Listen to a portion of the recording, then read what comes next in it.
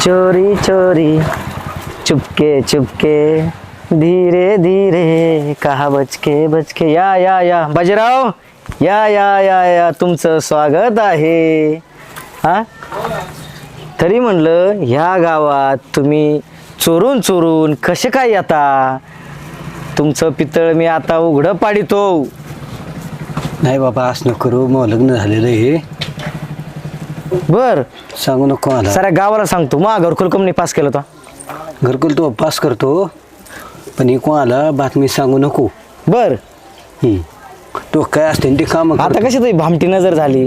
दाढी करायला आल्यानंतर त्याचे पैसे देत नाही.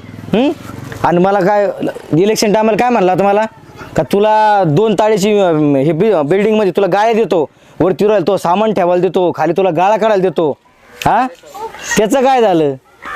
घरकुल नाही.